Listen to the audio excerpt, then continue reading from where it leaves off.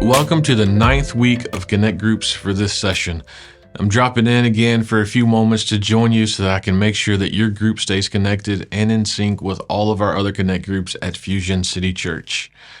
During this meeting, take some time to discuss your community service project with each other. Every session, we encourage all Connect Groups to find a need and then meet that need as a group.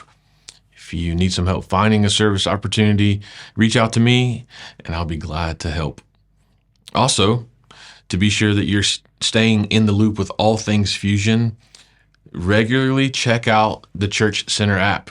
That's the app that Fusion uses for all of our events, all of our sermon notes, all of our Sunday service videos, Connect Group communication, me time tools, and even your volunteer schedules for whatever weekend that you're scheduled to serve. The app is an incredible resource, and I encourage you to take advantage of it. So go and use it. And lastly, before I go, I want to help you get started in discussing 1 Corinthians chapter 9. I trust that all of you came prepared to discuss chapter 9 right now. And we have a tool that many of you hopefully are using in the app. You'll find it after you select your group, then the resources tab, and then simply select me time. And now for 1 Corinthians chapter 9, specifically verse 19, I'm going to read from the NLT translation.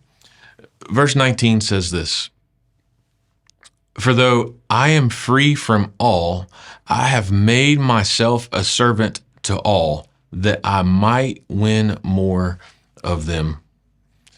You see, Paul was a man on mission. In this chapter, we learn a lot about the person of Paul.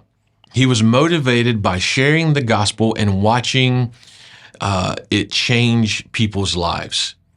He was not motivated by the long-standing tradition of pastors being monetarily supported by the church that they served. Money didn't motivate Paul.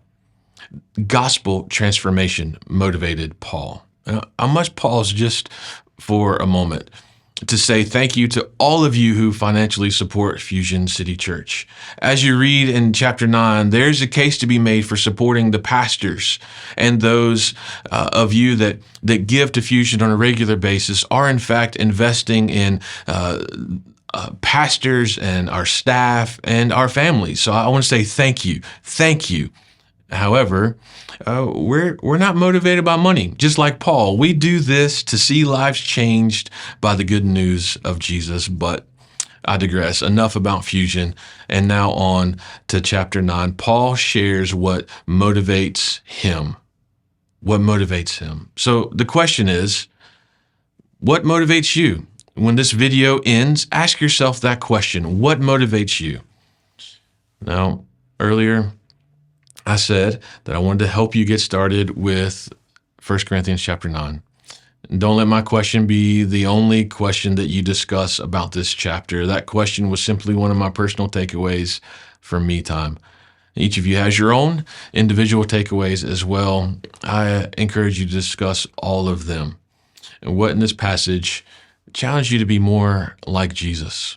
Now, go and discuss, and before you leave your meeting, be sure that you pray together. And until we see each other again, I pray that you stay safe, and God bless.